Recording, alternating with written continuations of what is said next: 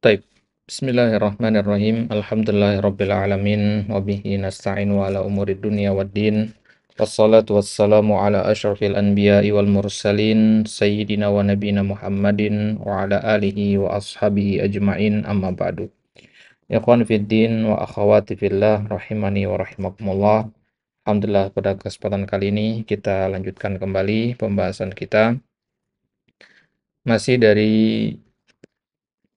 Al-Jadawil Al-Fiqhiyah yang diambil dari kitab Bidayatul Mujtahid wa Nihayatul Muqtasid li Muhammad bin Ahmad bin Rushd Al-Hafidh ya rahimahullahu taala.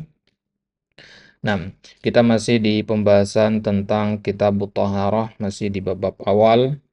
Ya, kita melanjutkan kembali pertemuan sebelumnya. Sekarang kita masuk ke permasalahan yang ke-14. Di permasalahan yang ke-13 kemarin terakhir kita membahas tentang hukum membasuh kedua telinga ketika wudhu. Nah, kita katakan kemarin bahwasanya mengusap atau membasuh telinga ketika wudhu itu hukumnya sunnah menurut jumhur ulama.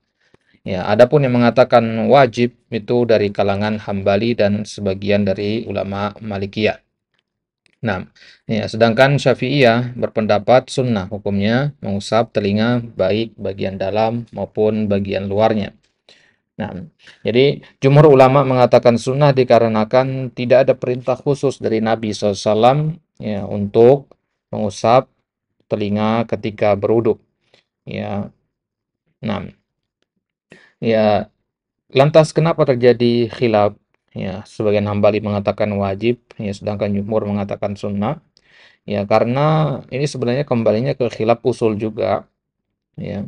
Karena memang tidak ada perintah khusus dari Nabi SAW, yang ada hanya praktek saja. Jadi ada asal menyebutkan Nabi melakukan itu, gitu. Nah, sementara praktek Nabi SAW semata itu tidak menunjukkan hukum wajib.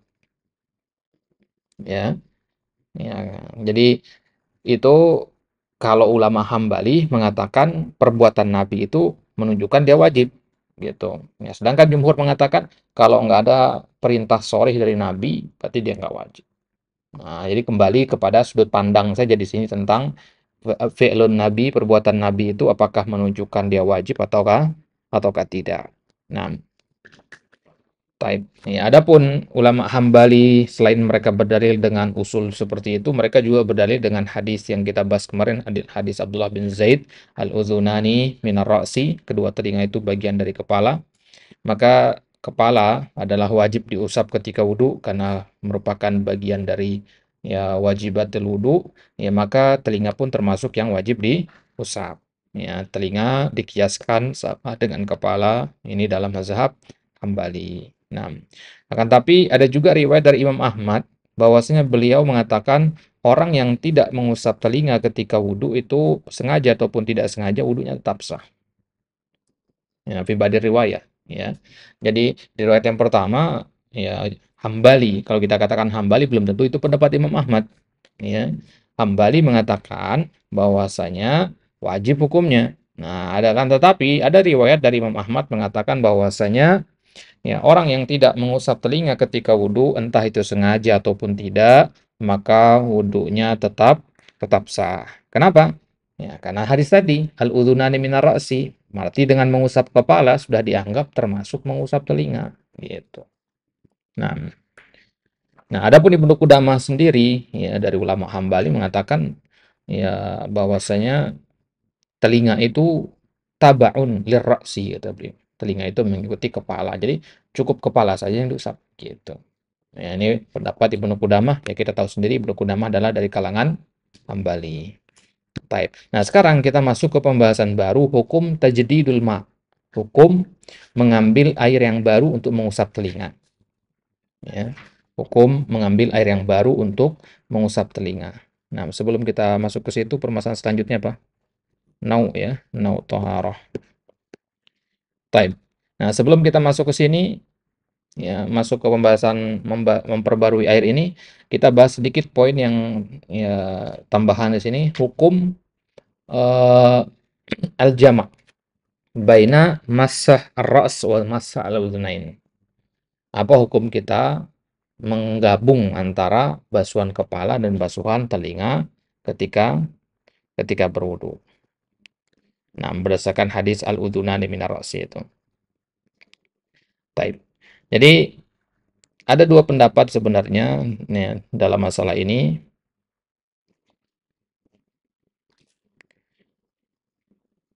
Misalkan hadis al-udhunani minar ra'si itu sendiri, atau dalam kitab At-Tamhid ya, kita ambil Syafi'i saja. Dalam kitab At-Tamhid, yang mana Tamhid ini sendiri merupakan syarah dari matan Ghoyah wa Takrib, ya, syarah Abi Suja, karangannya siapa? Dr. Mustafa, Dr. Mustafa Dib Al-Bugho. Ya, beliau menyebutkan bahwasanya membasuh sebagian kepala, Syafi'i ya, sebagian kepala saja cukup, dan telinga itu nggak boleh dengan air yang sama, harus dipisah, gitu ya. Nah, sekarang ini kita membahas gimana kalau kita cukupkan dengan kepala saja, kita niatkan tuh telinga juga, gitu. Boleh nggak seperti itu? Ya, ataukah kepala langsung harus telinga juga terus kena begitu? Nah, kalau ya dalam mazhab Syafi'i, ya, ya Dr. Mustafa di kitab Atam itu mewakili pendapat Syafi'i, ya beliau menukil pendapat Syafi'i di situ bahwasanya membasuh sebagian kepala dan telinga itu nggak boleh pakai air yang sama. Artinya setelah membasuh sebagian kepala, ya maka nggak boleh langsung membasuh kedua telinga, harus ngambil air baru lagi, gitu ya. Set atau semua ya, dalam mazhab Syafi'i kan cukup depan saja ya, tapi kalau mau sampai belakang sunnah, dianjurkan. Nah, katakanlah dia ngambil air dia berwudu, ngambil air baru untuk kepala sampai belakang, habis itu tangan harus turun ke keran lagi dalam mazhab Syafi'i, gitu. Tapi kalau dalam selain mazhab Syafi'i, itu pendapat yang kedua, ya, ya setelah mengusap kepala, boleh langsung ke telinga, set, gitu. Nah, dalil yang dipakai itu ada sebuah hadis, ya, anda lupa hadisnya dari Ibnu Umar atau siapa, ya menyebutkan bahwasanya ya Nabi SAW masaha udhunai bi ghairil ma'il ladzi masaha bi ra'sah. Ya, bahwasanya Nabi ketika wudhu beliau membasuh kedua telinga dengan air yang bukan yang tadinya beliau gunakan untuk membasuh kepala. Jelas kan soalnya di situ dipisah berarti ya, dipisah. Nah, ya adapun yang menggabungkan ya kepala dengan telinga secara bersamaan itu dalilnya adalah karena itu tadi al-udhunani min ra'si gitu. Ya. Nah, ya sama-sama ya memiliki dalil landasan di situ. Ya, bahkan ya, nih, di sini ada kitab Jami' Tirmidzi di sini. Nah, di kitab ini ada, yang di kitab Jami' Tirmidzi ini ada disebutkan bahwasanya ada sebuah bab di situ, bab anna al-udhunaini minar ra's. Ada sebuah bab khusus ya, membahas bahwasanya kedua telinga itu bagian dari kepala. Nah, ya, jadi sebenarnya kembali kepada perbedaan bagaimana memahami hadis al-udhunani minar ra'si ini. Ya. Imam At-Tirmidzi sendiri ya beliau menukilkan di dalam Jami' Tirmidzi itu ucapan Hammad ya. Di situ mengatakan bahwasanya belum jelas itu kalimat al-udhunan minar ra'si itu ucapannya Nabi atau ucapan perawi hadisnya. Kalau nggak salah ingat Abu Umamah Al-Bahili perawi hadisnya. Apakah itu ucapannya Abu Umamah atau ucapannya Nabi? Karena dalam ilmu mustalah hadis ada namanya hadis mudraj. Hadis yang disisipi ucapan perawi juga. Ya kan? Nah, apakah ini masuk hadis mudraj apa bukan? Gitu. Nah,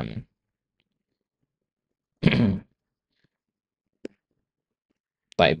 Ya, jadi perlu kita teliti lagi sebenarnya ya status keabsahan hadis al-udhunani minar ra'si. Kalau status hadis al-udhunani minar ra'si masih kita perdebatkan, berarti pendapat yang kuat pendapatnya Syafi'i ya yang memisah gitu. Nah, maka kira ihtiyatan juga lebih baik seperti itu ya. Ya.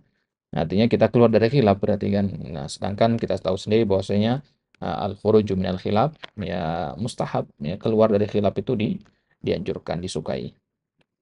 Baik, kita masuk sekarang kita membahas hal yujaddidul ma'u limashi al-udhunain. Hal yujaddadul ma'u limashi al-udhunain. Apakah air itu diperbarui untuk membasuh kedua telinga? Ya, artinya apakah kita ngambil air baru apa tidak? Tahrir mahallul khilafnya dulu. Ittafaqal jumhuru ala masyru'iyyati mashil udhunain wa ikhtalafu bi hukmi tajdidil ma'i lahuma indal masyi alaihima wal khilafu salasatu aqwal. Jumhur, mayoritas ulama itu sepakat bahwasanya memang membasuh kedua telinga itu hukumnya disyariatkan. Ya, ini jelas nggak ada satupun dari ulama yang menyelisih ini. Ya, nah, akan tapi mereka berselisih pendapat tentang tajdidnya. Apakah ditajdid atau tidak? Gitu. Ada dua pendapat di sini. Pendapat yang pertama, yujaddadul ma lima siludnain. Naam, tajdid. Ya, ini pendapat Imam Ahmad, Imam Malik, ya. Ya, ini pendapat yang al-masyhur. Kalau dikatakan al-masyhur, ya, bukan berarti jumhur ya, belum tentu. Ya, pendapat al-masyhur itu ya pendapat yang terkenal, belum tentu dia yang paling banyak pengikutnya. Nah, dan pendapat yang kedua mengatakan tumsahul udhunani ma'ar ra'si wa la yujaddadu lahumal ma. Ya, ini pendapat Abu Hanifah. Ya, tumsahul udhunani ma'ar ra'si berarti digabung apa tidak? Digabung. Berarti enggak pakai tajdid. Ya, yang pertama tadi tajdid, yang kedua enggak. Nah, sekarang yang ketiga, yujaddadul ma limasil udhunain istihbaban. Pendapat siapa? Syafi'i dan Imam Malik. Riwayah. Nah, apabila yang tadi pendapat Imam Malik yang masyhur dengan pendapat Imam Malik yang riwayah, ya, kalau pendapat Imam Malik yang masyhur, ya itu yang paling banyak penukilan dalam mazhab Maliki. Nah, kalau Imam Malik riwayatan, berarti maksudnya ada riwayat dari Imam Malik yang mengatakan seperti ini. Ya, tapi yang mengatakan ya, di tajdid itu lebih lebih banyak gitu, masyhur gitu. Nah, jadi intinya ada tiga pendapat di sini, pendapat Imam Ahmad, pendapat Abu Hanifah, pendapat Syafi'i. Ya, Imam Malik di situ bisa masuk pendapat pertama atau pendapat yang ketiga. Nah, ya kalau kita melihat ke mazhab kita, sebagaimana kita nukilkan tadi dari ucapannya Dr. Mustafa ya di Palbugo di kitab At-Tamhid tadi, ya bahwasanya ya disunnahkan untuk tajdid. Ya, disunnahkan untuk tajdid. Nanti kita akan ketemu hadisnya. Taib.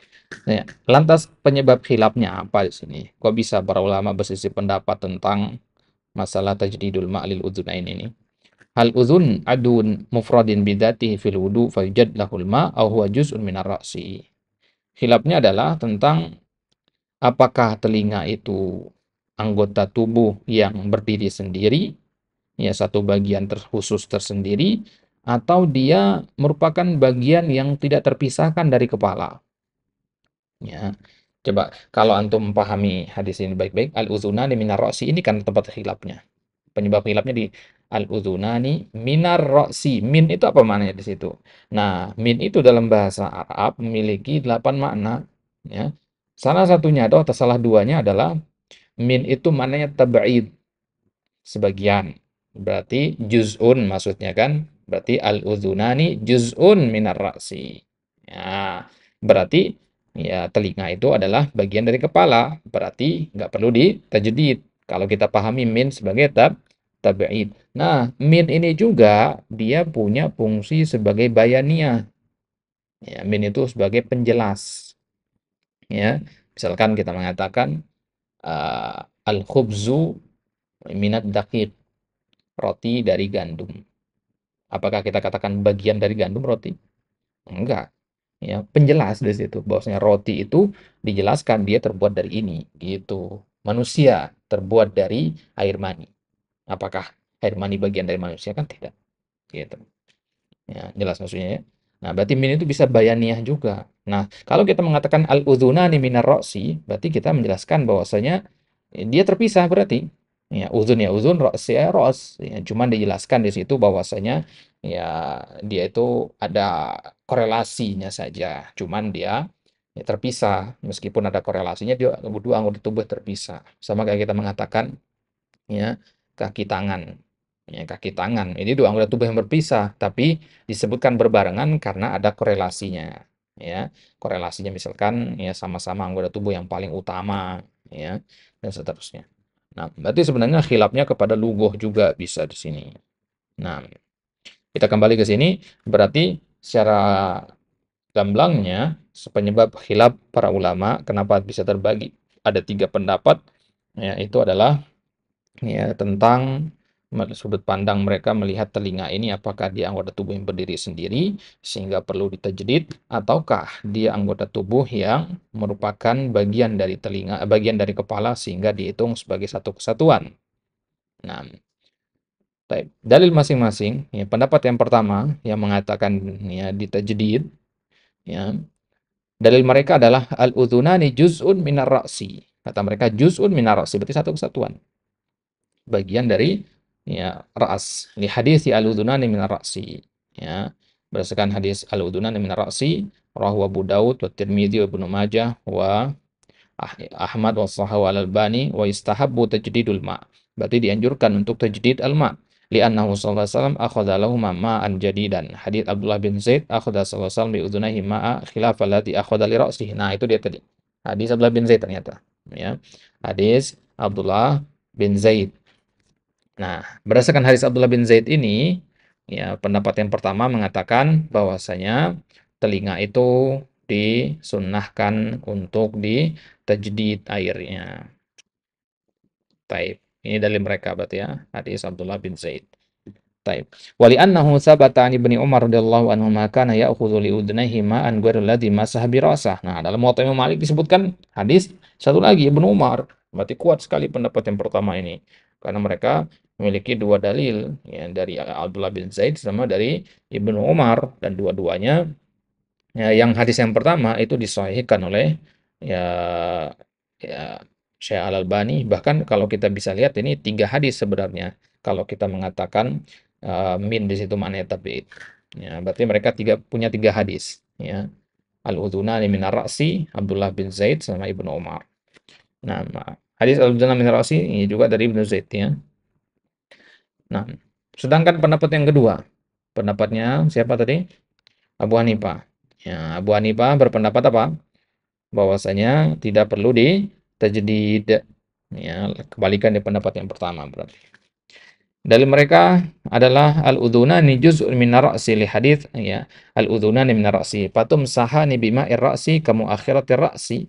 Telinga itu sama seperti tengkuk, ya. Dengan tengkuk. Ya, kalau antum ingat di pertemuan sebelumnya kita katakan bahwasanya Imam Abu Hanifah itu mengatakan mengusap kepala itu sampai belakang. Karena dua kifiyah kemarin kan. Nah, ya, berarti sama aja dengan tengkuk ini dia. Ya, tengkuk itu wajib dibasuh karena kemampuan dia berpendapat mengusap kepala itu sampai belakang sampai kena tengkuk. Berarti dia adalah bagian yang tidak terpisahkan. Kita sepakat memang telinga itu bagian dari kepala. Tapi ketika kita mengatakan bagian dari kepala, apakah dia ikut dibasuh apa tidak? Gitu. Apakah dihitung satu kesatuan ataukah terpisah? Nah, Imam Abu Hanifah berpendapat dia adalah ya dua hal yang terpisah. Tapi dalam pengusapan dihitung satu, ya, dihitung satu, nggak perlu dipisah-pisah. Kayak kita katakan ke antum, ya, basuh tangan, ya maksudnya jari-jari juga, gitu. Nah, kemudian pendapat yang ketiga, pendapat Syafi'i mengatakan disunnahkan tajdid, ya al-udhunani udwani munfaridani bidzatihima fil wudu wa laysata min ar-ra'si. Nah, kalau Syafi'i menganggapnya telinga itu adalah dua anggota tubuh yang terpisah sendiri, bukan bagian dari kepala. Telinga ya telinga, kepala ya kepala, begitu. Sama seperti kita mengatakan tangan ya tangan, kaki ya kaki, gitu.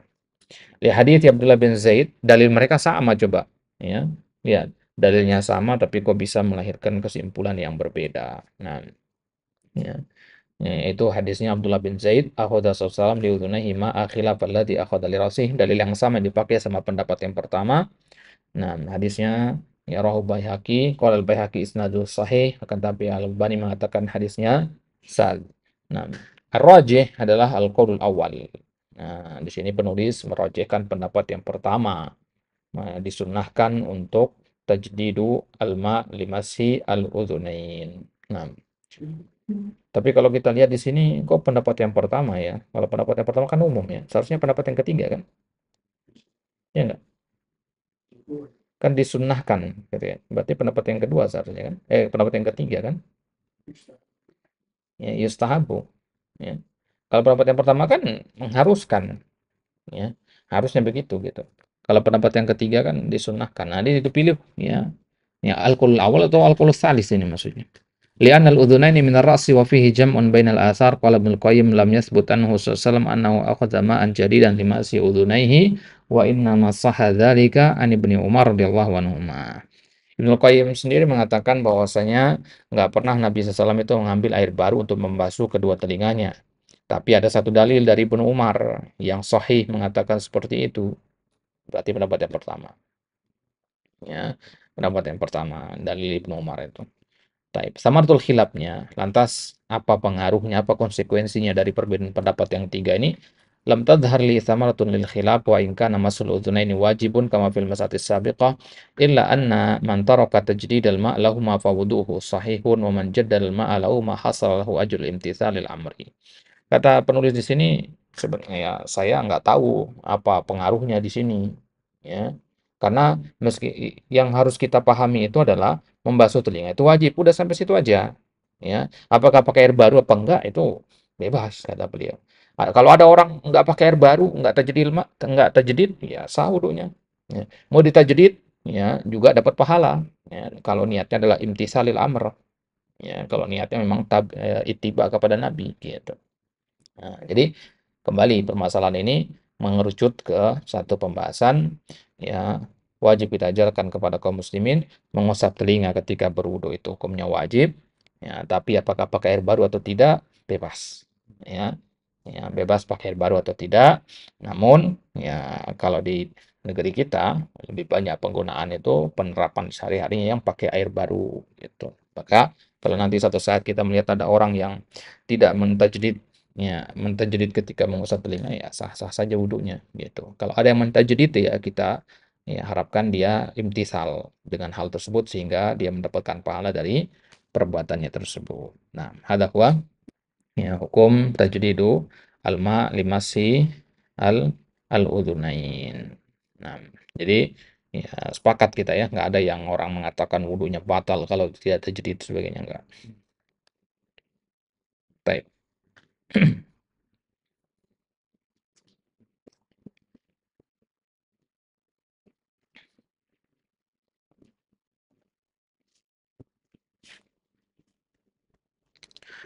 Baik, sebagai tambahan juga di sini, kenapa kok kita nggak menguatkan pendapat yang mengatakan mengambil air yang baru tadi?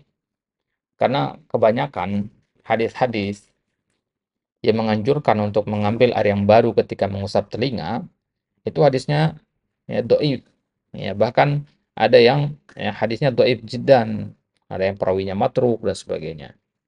Ya, ya bahkan di dalam kitab Al-Silsilah Al-Hadis Ad-Dhaifah itu Syekh Al-Albani mengatakan ya, kesimpulannya kata beliau setelah beliau memaparkan hadis-hadis tentang musab telinga ini, kesimpulannya kata beliau ya la yujad fis sunnah, nggak ada itu dalam hadis Nabi yang sahih yang mengharuskan mengambil air yang baru untuk telinga, ya berarti ya nggak perlu ditajdid gitu, atau bisa rujuk sendiri ke ya silsilah hadis ad-dhaifah. Di situ beliau bawakan, di situ ada beberapa hadis tentu semuanya dhaif, ya semuanya dhaif di situ.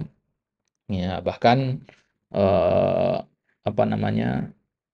Ada yang dhaif jiddan, ada yang perawinya matruk dan sebagainya. Nah, adapun tata cara mengusap telinga sudah kita bahas kemarin ya di permasalahan yang sebelumnya. Nah, taib. Hadza huwa wa sallallahu ala nabiyina Muhammad wa ala alihi wasallam. Insyaallah taala di kesempatan selanjutnya kita lanjut ke permasalahan yang ke-15, ya nau'u taharati al-udzunain, ya jenis membasuh telinga, ya. Ya, maksudnya bagaimana tata cara membasuh telinga itu, ya. Apakah apa namanya? Ini kaitannya dengan wajah sekarang ya. Apakah dia digabung dengan wajah begini, ya. Ya, ketika kita mau sapu wajah itu apakah telinga itu ikut masuk apa tidak gitu. Nah, ini sebenarnya erat kaitannya sama permasalahan yang sedang kita bahas sekarang. Nah, baru setelah itu kita masuk ke toharatu arijlain, ya, membasuh kedua kedua kaki, kemudian hukum tartib, ya, berurutan, ya, kemudian hukum berkesinambungan dalam membasuh anggota wudhu, kemudian hukum membaca basmalah, ya, baru kemudian hukum membasuh kedua khuf, ya. Nah, ya, kemudian membasuh ya, al-jawrabain, ya, kaos kaki, ya, kemudian pembatasan waktu membasuh khuf dan seterusnya. Ya, ada sekitar berapa permasalahan sih itu? 29 permasalahan. Baru kita masuk ke bab yang ketiga tentang almiyah. Ya, ini kan kita lagi di bab yang kedua ya. Bab yang kedua tentang wudhu. Nah, tadi kita di permasalahan keberapa tadi? 14 ya. 6. Permasalahan ke-14. Ya, dari 29 permasalahan berarti masih 15 permasalahan lagi. Baru kita masuk ke bab yang ketiga tentang hukum ya, tentang air, filmiah. Nanti di situ ada 38 ada permasalahan 30 sampai 38 berarti 8 permasalahan. Ada 8 permasalahan. Ya, ini kita kasih gambaran sedikit ya. Kita akan kemana selanjutnya. Baru kemudian masuk ke bab yang keempat, pembatal-pembatal wudhu. Pembatal-pembatal wudhu itu ada 7. Ya, 7 permasalahan. Nah, taib hadza huwa wa sallallahu ala nabiyina Muhammad. Ya, semoga Allah Subhanahu wa taala mudahkan kita untuk senantiasa memurojaahnya. Wa akhiru da'wana alhamdulillah rabbil alamin.